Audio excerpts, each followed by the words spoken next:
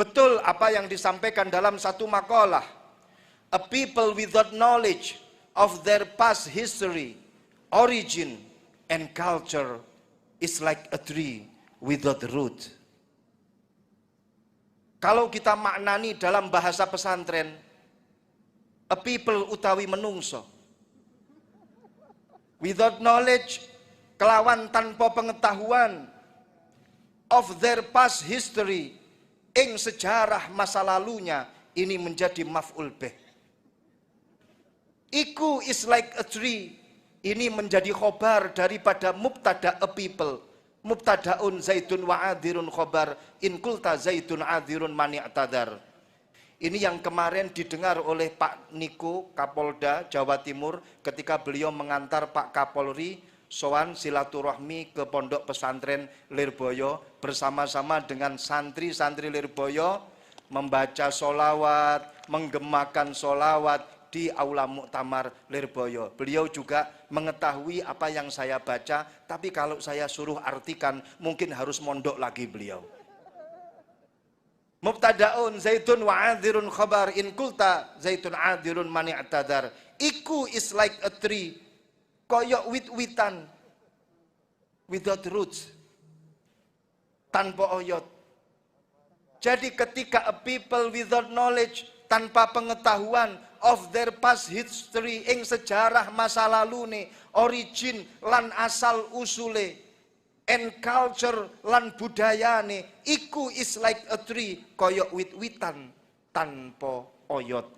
Ketika generasi tidak mengetahui sejarah masa lalunya, tidak mengetahui asal usulnya, tidak mengetahui budayanya, niscaya ketika ada trans ideologi yang berpotensi untuk memporak-porandakan negara kesatuan Republik Indonesia, maka dia akan mudah tumbang. Ketika ada trans ideologi yang berpotensi untuk transnasionalisme, dia dalam posisi tidak mengetahui sejarah nenek moyangnya, maka dia akan mudah tergerus dengan arus trans ideologi tersebut. Naudzubillah min dzalik. Sehingga dalam acara malam hari ini kita dibimbing oleh Ibu Gubernur, kita diberikan pelajaran oleh Ibu Gubernur bagaimana kita bisa menjadi generasi yang tahu betul, memahami betul, dan menghormati betul tentang apa perjuangan yang telah dilakukan oleh para pendahulu-pendahulu kita. Majelis ini, ketika kita mengingat sejarah masa lalu perjuangan para pahlawan, setidak-tidaknya ada 3 hal yang bisa kita ambil hikmah. Yang pertama adalah semangat perjuangan para pahlawan, semangat pembangunan, semangat mengisi kemerdekaan, semangat persatuan. Semangat ini menjadi penting dan bahkan menjadi pondasi untuk kita. Bagaimana kita mengisi kemerdekaan ini? Tanpa semangat, nonsen. Generasi membangun negaranya, bangsa membangun negaranya tanpa semangat, nonsen. Kenapa? Karena uluwul himmah huwa aslur riyasah. Catat. Ini mungkin artinya kelak akan muncul dalam ujian seleksi CPNS. Uluwul himmah huwa aslur riyasah. Tingginya semangat adalah pokok daripada kepemimpinan. Dia bisa menjadi seorang pemimpin ketika dia memiliki semangat yang tinggi. Dia bisa memimpin rakyatnya ketika dia memiliki semangat yang tinggi. Maka semangat ini ada dalam barisan depan, bahkan ada di depan hati kita. Ini yang saya sampaikan bukanlah satu teori kepemimpinan belaka tanpa dasar dari ilmu agama. Al-Imam Al-Ghazali di dalam kitab Ihya Ulumuddin mengatakan, i'lam anna hudural qalbi sababuhu al-himmah. Ketahuilah, kata Imam Al-Ghazali, Hadirnya hati kita menjadi hadir, hati kita menjadi tergerak. Penyebabnya itu adalah himmah. Penyebabnya itu adalah semangat. Fa inna qalbaka tabi'un li himmatika.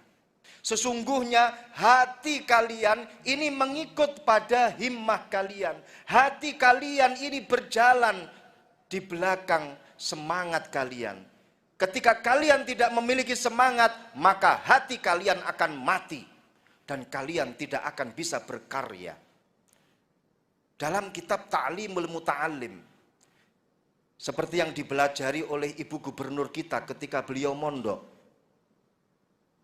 Jarang-jarang ada gubernur tadi dalam sambutan bisa melantunkan ayat Al-Quran, mendalil, membacakan satu ibarat. Ini mungkin hanya 1 dari 1000 gubernur yang ada di dunia. Dalam kitab Ta'limul Muta'allim dikatakan, yatirul mar'u bihimmatihi kama yatirut tayru bijanahaihi. Manusia terbang dengan semangatnya, layaknya seekor burung yang terbang dengan sayapnya. Burung ketika mengepakkan sayapnya, semakin keras dia mengepakkan sayapnya, semakin tinggi dia akan terbang. Sama, manusia ketika dia memiliki semangat, semakin tinggi, semakin besar semangat yang dia miliki, maka semakin tinggi dia akan terbang dan mampu menggapai segala harapan dan cita-citanya. Semangat menjadi satu pondasi utama kita dalam membangun negara kesatuan Republik Indonesia.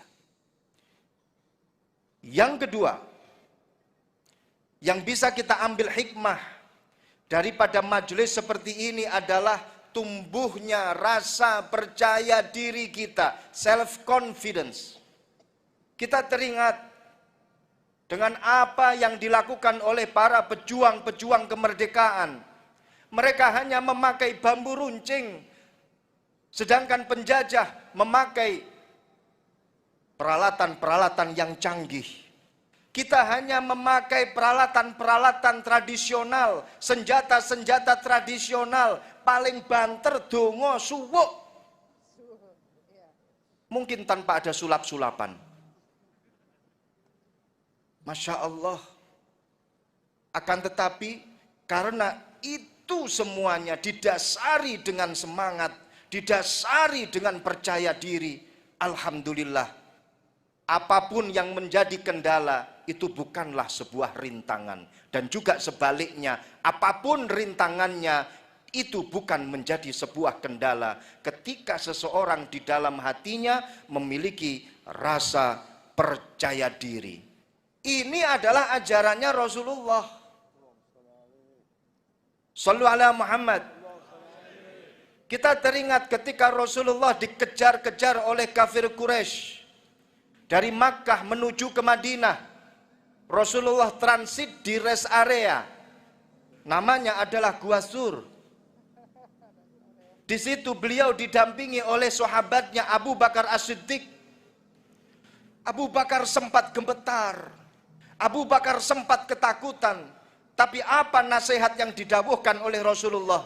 Ya Abu Bakar As-Siddiq, la tahzan, jangan kau susah, jangan kau sedih. Innallaha ma'ana, sesungguhnya Allah bersama dengan kita. Tidak ada kesedihan, tidak ada kesusahan. Manifestasi dari itu semuanya pernah pimpinan kita, pemimpin kita mengatakan, dan itu menjadi satu slogan yang sampai sekarang terkenal. Gusti Allah mboten sare. Masih ingat dengan slogan itu? Alhamdulillah. La tahzan innallaha ma'ana. Ojo susah, ojo sedih. Allah bersama dengan kita. Masya Allah. Rasulullah pernah mengatakan kepada para sahabatnya, wahai para sahabatku, Jangan kau menghinakan dirimu sendiri. Jangan kau rendahkan dirimu sendiri. Kau harus memiliki rasa percaya diri. Kata para sahabat, ya Rasulullah, bagaimana mungkin kami merendahkan diri kami sendiri? Jawab Rasulullah, mungkin itu terjadi ketika engkau tidak menyampaikan apa yang kau miliki. Ketika kau tidak menyampaikan kepada orang lain ilmu yang kau miliki. Ketika kau tidak memberikan kreasi dari apa-apa yang kau ketahui. Untuk membangun negara ini, munculkan kreasi kalian. Untuk membangun bangsa ini, munculkan, tularkan ilmu yang kalian miliki. Kata Rasulullah, orang menghinakan dirinya sendiri ketika dia tidak menularkan ilmu atau yang dia miliki kepada orang lain. Karena apa? Kelak nanti di akhirat dia ditanya oleh Allah Subhanahu wa ta'ala. Wahai hambaku, kenapa kau tidak mentransformasikan apa yang kau ketahui kepada orang lain? Kau punya ilmu, kenapa kau tidak sampaikan? Kau punya skill, kenapa kau tidak create? Kenapa kau tidak tampakkan? Kau punya keahlian, kenapa kau tidak sampaikan? Kenapa kau tidak wujudkan? Ketika dia ditanya oleh Allah Subhanahu wa ta'ala semacam itu, ya Allah, kami takut ya Allah, kami tidak punya rasa percaya diri ya Allah. Apa kata Allah? Salah kau bilang seperti itu. Semestinya kau hanya takut kepada Allah. Jangan takut kepada orang lain. Ini adalah ajaran dari Nabi kita Muhammad sallallahu alaihi wasallam. Sehingga seorang mukmin al-qawi khairun wa ahabbu ilallah minal mu'min ad-dhaif. Seorang mukmin yang kuat lebih bagus dan dicintai oleh Allah Subhanahu wa taala dibanding dengan seorang mukmin yang dhaif. Dengan rasa percaya diri ini, satu teori mengatakan, teori psikologi, when you have a confidence, you have a lot of fun. When you have a fun, you can do amazing things. Mau dimaknani lagi? When you have ing dalem nalikane anduweni sapa sira, a confidence ing rasa percaya diri, you have mongko anduweni sapa sira. A lot of fun ing pirang-pirang perkara kang bisa mbungahake apa maka ing sira. When you have lan ing dalem nalikane anduweni sapa sira, a fun ing rasa bungah, you can do mongko bakal bisa nglakoni sapa sira amazing things ing perkara kang bisa ndadekake gawok apa maka ing sira. Tepuk tangannya mana? Ini kalau bukan dari pesantren gak iso niki. Shallu ala Muhammad. Yang ketiga, dari majelis ini memberikan satu hikmah yang luar biasa, yaitu cinta tanah air, hubbul watan, kecintaan kita kepada tanah air kita. Slogan yang selalu disampaikan oleh Mbah Kiai Hasyim Asy'ari, hubbul watan minal iman. Ini ajaran tidak hanya ditemukan di dalam ajarannya Rasulullah sallallahu alaihi wasallam. Bahkan sejak zamannya Nabi Ibrahim alaihi salam, Nabi Ibrahim Abul Anbiya, bapaknya para nabi, tiga agama semuanya bermuara kepada Nabi Ibrahim, yang kemudian dikatakan sebagai Abrahamic religion, Yahudi, Nasrani, dan Islam. Bapak dari ketiga nabi-nabi dari agama ini pernah mengatakan, dan ini tersurat di dalam Al-Quran, wa idh qala Ibrahim rabbi ja'al hadha baladan amina warzuq ahlahu minas samarat man amana billahi wal yaumil akhir qala wa man kafar fa umatti'uhu qalilan summa attarruhu ila adzabin nar. Nabi Ibrahim mengangkat tangannya dan berdoa kepada Allah, ya Allah, jadikanlah negara ini apa yang dimaksud, negara Makkah. Jadikanlah negara ini ya Allah, negara yang aman, negara yang sentosa. Dan berikanlah rizki yang melimpah kepada siapa? Kepada ahli negara ini. Dengan kriteria begini ya Allah. Ini proposal yang disampaikan oleh Nabi Ibrahim kepada Allah. Dengan kriteria semacam ini ya Allah, man amana billah wal yaumil akhir. Dengan kriteria mereka-mereka yang beriman kepada Allah dan beriman kepada hari akhir. Proposal tersebut ditolak mentah-mentah oleh Allah Subhanahu wa taala. Allah langsung mengatakan, qala wa man kafar, ya Ibrahim, siapapun yang bertempat di negara itu akan aku beri rizki. Akan aku beri rizki. Sedikit rizki yang ada di dunia aku berikan kepada mereka, biar mereka mencicipi rizkiku.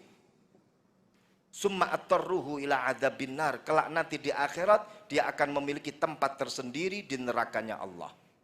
Artinya bagaimana? Bagaimana Nabi Ibrahim diajarkan oleh Allah Subhanahu wa taala tentang memberikan sesuatu kepada orang lain tanpa pandang bulu, tanpa pilih kasih. Siapapun harus diurusi, siapapun harus diayomi.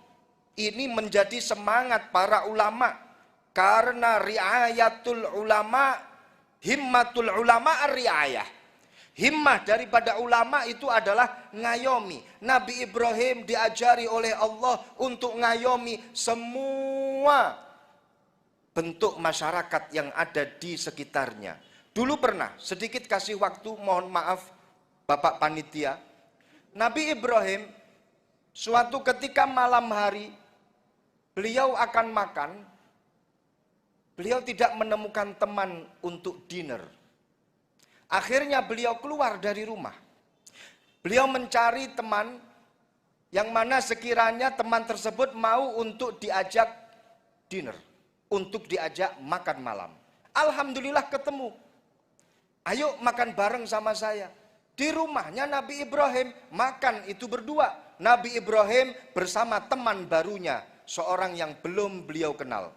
Tengah-tengah makan, Nabi Ibrahim bertanya, siapa namanya, kamu dari mana, sampai bertanya tentang keyakinannya. Keyakinanmu apa, Tuhanmu siapa, agamamu apa. Ternyata dia tidak beriman dengan Tuhannya Nabi Ibrahim. Maka Nabi Ibrahim seketika itu langsung marah dan mengusir orang tersebut. Keluar kamu, ternyata kita tidak satu partai ketuhanan.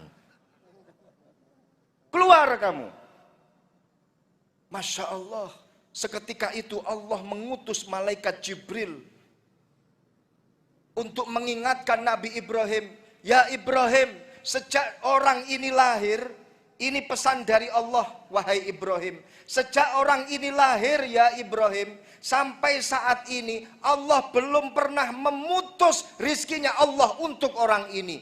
Kau berani-beraninya, tengah-tengah dia makan, kau putus makanannya dan kau suruh keluar dari rumahmu. Allah tidak pernah memutus rizkinya untuk dirinya, tapi kau berani sekali wahai Ibrahim. Masya Allah, ini menjadi satu pelajaran. Alhamdulillah, kita bisa mengambil hikmah dari itu semuanya dan kita rasakan. UMKM Jawa Timur untuk semua. Pemberdayaan ekonomi di Jawa Timur nggak hanya untuk mereka para pebisnis, para pengusaha, akan tetapi pondok pesantren juga punya program OPOP. Alhamdulillah. Beasiswa biasanya untuk perguruan tinggi umum, eksakta dan lain sebagainya. Alhamdulillah, LPPD di Jawa Timur luar biasa, bahkan menjadi percontohan program-program untuk provinsi selain Jawa Timur.